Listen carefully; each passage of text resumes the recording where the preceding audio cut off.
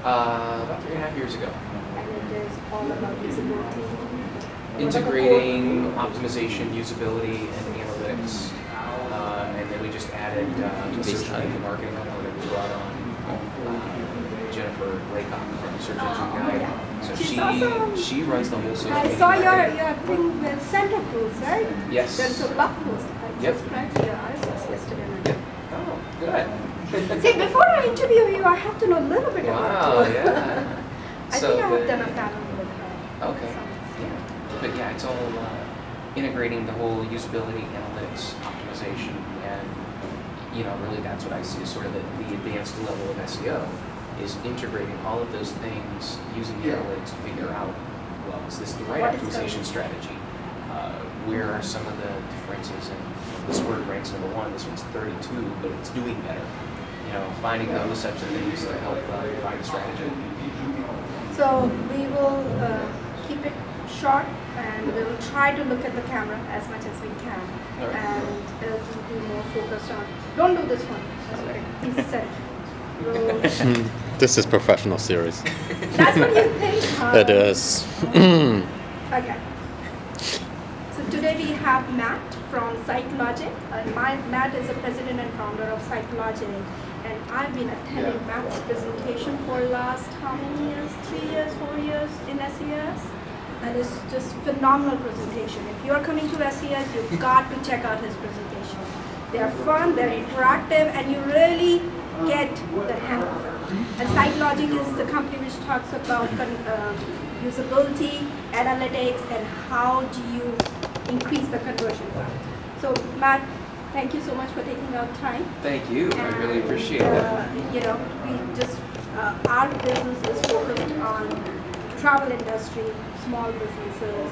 What are top 10 or top 5 conversion factors? What are the things small businesses can do to increase the conversion from their site? The first thing a business can do Or to, travel.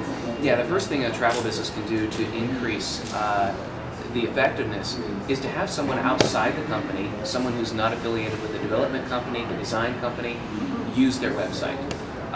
Just getting that third-party opinion and understanding of what's going on the site, because I find that the travel company themselves, the design agency, get very, very close to the project, too close sometimes, and they forget some major things. I'll never forget, I reviewed one travel site once, and they were about 60% of the way through the development process, and we realized that there was no address on the website, there was no explanation of where they were as a destination, and so we were always, that was just, to me, that was very obvious as a first-time user to the site. I had no idea where they were. So, simple things like that, when you have someone who's not tied to the project, they haven't seen all the back and forth, they tend to find the very easy, quick things. After that, that's where, if you've been online for a number of years and you've never had a usability evaluation, I strongly suggest to do it. They usually pay for themselves very, very quickly, because you get that third party, independent, coming in and saying, this works, this doesn't work, I tried it this way, and so you're getting very specific tasks of what they tried to accomplish, what didn't work, and what could work better. So immediately you can make those changes and you can see the increase in the conversion rate. So yesterday you talked about a few things related to visibility, like navigation, like having big order button, Amazon, right? They Yes. do a phenomenal job. And I think I also remember about the shopping cart and things like that. So would you like to share a few things with our audience in terms of usability? And I know it would have been great if we had computer and we could have gone to the Yes. website, but maybe, top 10 or 5 things you look at when you're analyzing the website: colors of the website, navigation, side navigation, horizontal, vertical navigation, checkout process, booking widgets, specials and offers. Sure. The first thing I look at when I evaluate a website is I want to see on the homepage, is your homepage, are you treating it like a destination, or are you treating your homepage as a directional, showing people where they need to go right away? Most people tend to treat their homepage as a destination, which means they put a lot of imagery on it, a lot of flash, a lot of about us type information. And unfortunately, when you do that, people get to the homepage because they're looking for something specific. And so when you're able to put that specific information up front and guide people very quickly to the deep information, no one wants to stay on your homepage and read your stuff. They want to get an answer to their question. So the faster you can give them that answer, the more effective it's going to be. Related to that, the navigation needs to be very clear, needs to be concise, and it needs to be very specific. If you've got navigation labels that are too similar, it's going to confuse people because they're not going to be sure which one they should select for what they need. So your navigation labels need to be very clear and very specific about what you're going to find in that area. Once you start getting into the booking process, that to me is a lot of fun. We usually try to break the booking engine as quickly as we can, and then we let you know, here's why it broke. You know, I tried to have 4 adults and 6 kids, and it blew up on me.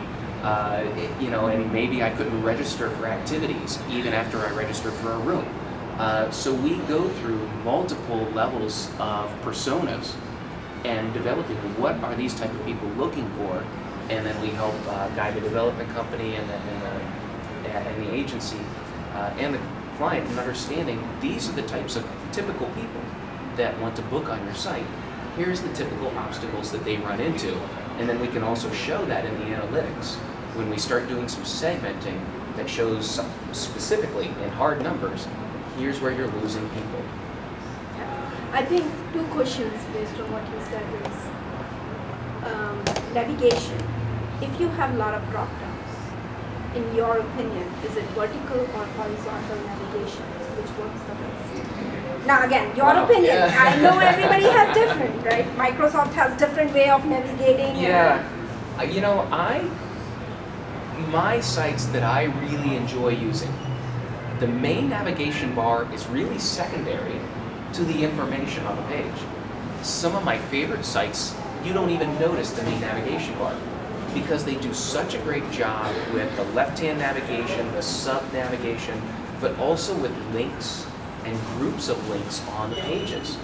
And so really the whole time you're relying on contextual links and contextual information to get through the site rather than the main navigation, which really is kind of secondary. Those are the sites that really excite me when I don't even need the main navigation bar. Okay. Second thing is Flash, and I think that's probably always a question. People love Flash, and it's very hard to get them out of the mindset of why Flash is not good. Even if it is good, it's only good above the fold. You don't want to. So, what would you say? Flash is good as an element of the page. Just like a regular image, except you've got some movement. When you make Flash the page itself, or the focus of the page, that's when you're going to lose people, and we can show people that in the analytics. As soon as they put on a splash page, their bounce rate goes up significantly. And so that just comes down to what are those changes. We can test it, measure it, show you the results. So it used to be about 5 or 6 years ago, it was my opinion that I didn't like Flash. Now I have. It's a fact. Now it's a that fact. You People don't like it. Flash. When it's an element of the page, and it goes with the rest of the design, it can be an enhancement, and it can help draw people in. But ultimately, what people are looking for is an answer to their question. And if your Flash movie doesn't answer any questions, you've got to ask yourself, how is this helping visitors meet their goal? If it doesn't help, get rid of it, replace it with something that works. So let's focus on travel industry. Here are a few things which we tend to put on the website, such as customer reviews, such as maps and direction.